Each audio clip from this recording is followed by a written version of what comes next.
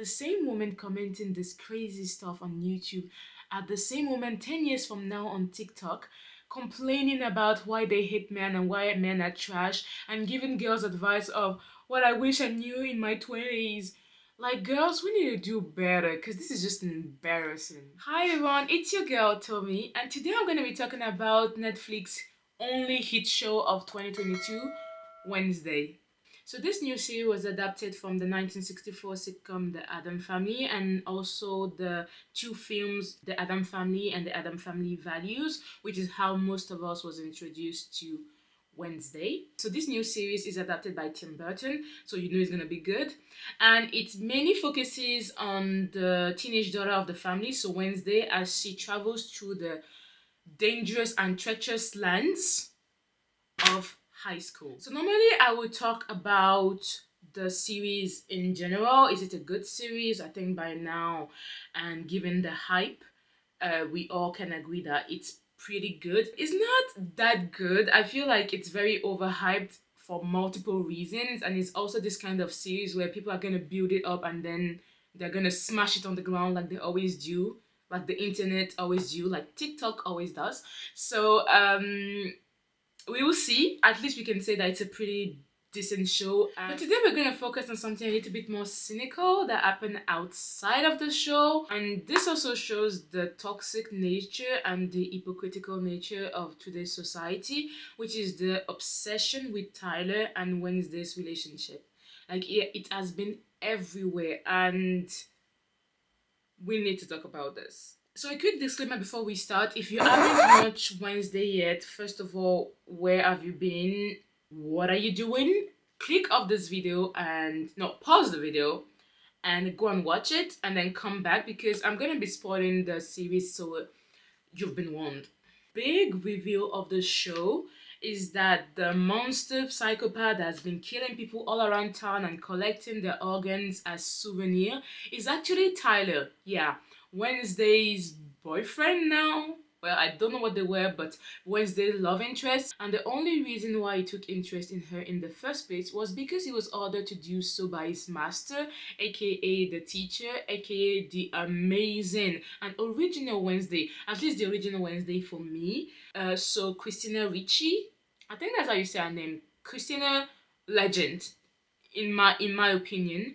And so basically Tyler is a scumbag. Tyler ain't shit. And within 24 hours of the release of this series, I'll go on YouTube and there are dozens, well, by the time this video comes out, probably hundreds of videos of people shipping Wednesday and Tyler. Like, and don't get me wrong, content is content. Well, to some degree, but content is content. So I don't really blame the people for creating the videos. It's more the comment section that is bothering me. It's definitely a lot more interesting now. What?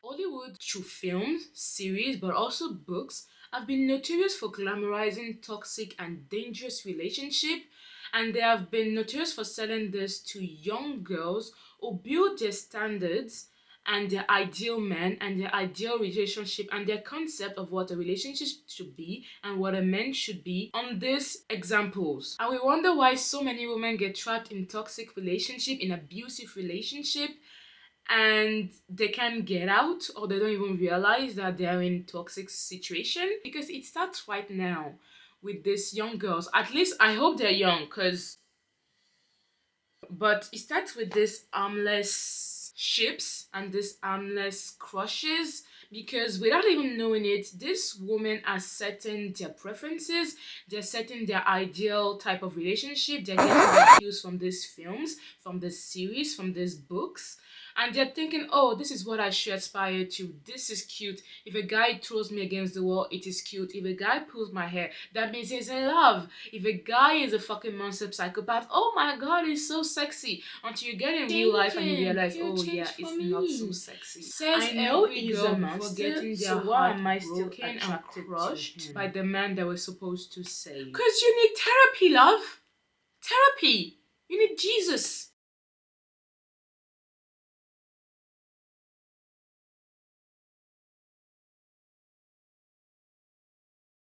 I hope they give him a redemption arc so that he can get back with Wednesday. Seriously? He just needs a redemption arc. Hot, hot, hot.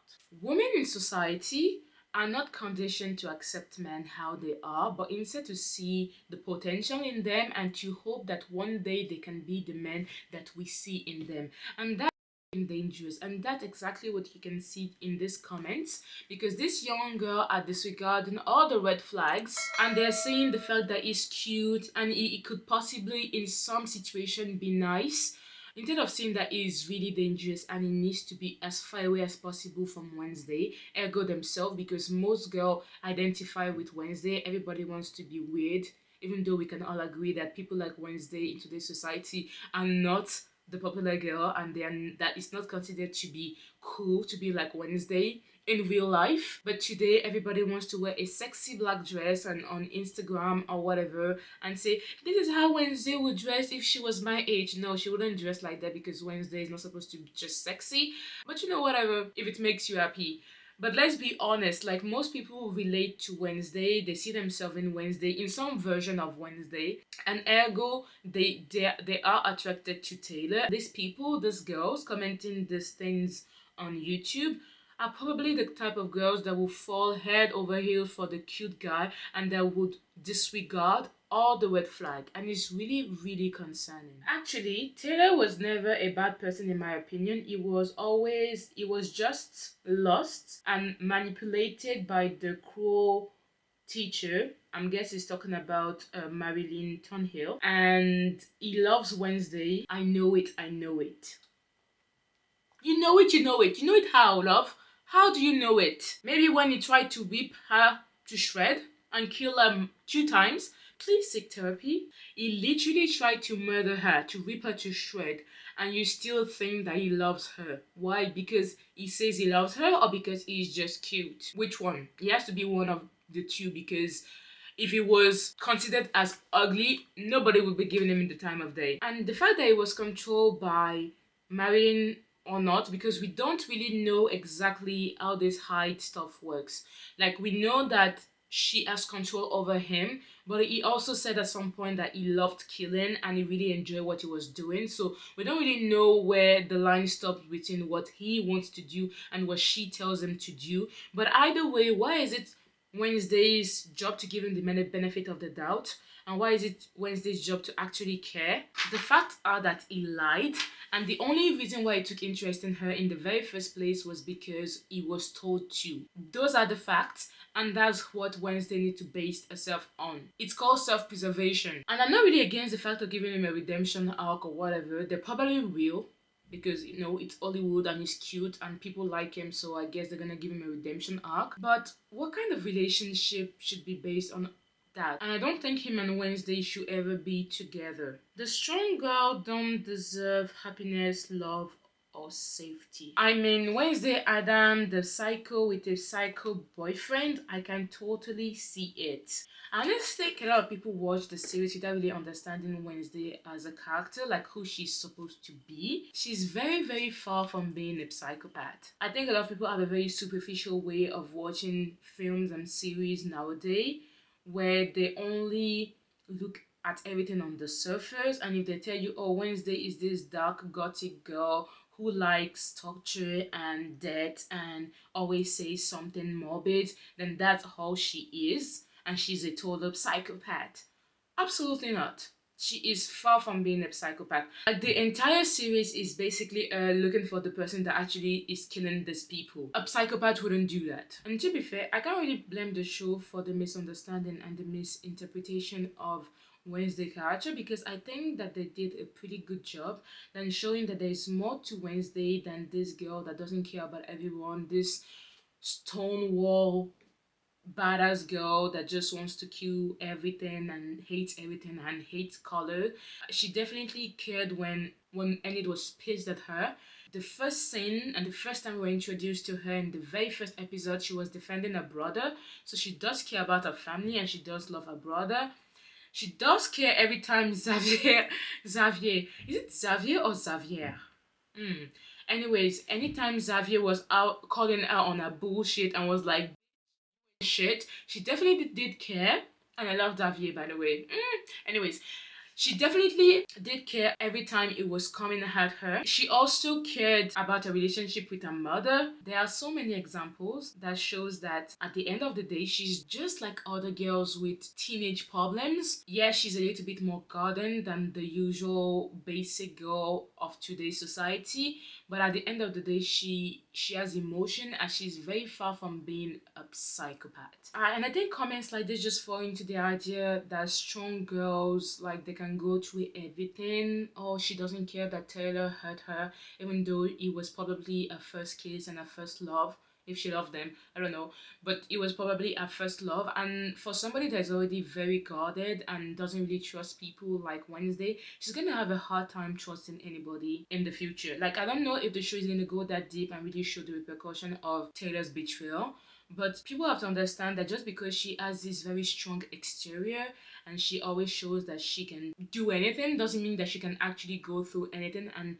our feelings needs to be mishandled. And not to be too personal, but I really feel like strong girl like me, like, people tend to just believe that you can just handle any shit they throw at you and it's okay. And the fact that people are still shipping out with Taylor instead of thinking, oh damn, this guy was a fucking shit for doing this to her because she deserves so much more and she gave him a chance, that's just baffling and honestly dangerous. Good. And the show also gave us a good example of a strong, badass woman who has a very loving companion that showers her with love, which is Wednesday's mother. Wednesday's parents are the example of Wednesday. I wish they are the example of what Wednesday could have in the future, in terms of, like, Morticia is a bad bitch. She's just like her daughter in many ways.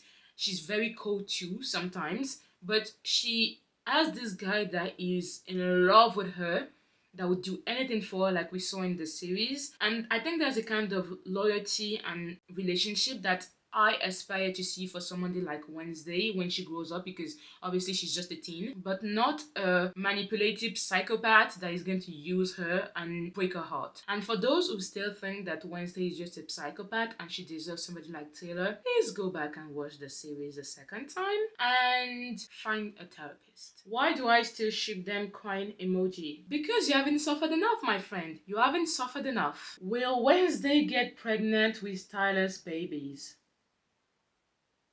I give up. That's it, guys. Thank you for watching this video until the end. Don't forget to comment down below if you agree or disagree with me. Are you a Taylor and Wednesday shipper? If you are, why? I'll be curious to know why in the comments. And don't forget to like this video and to subscribe for more. Au revoir.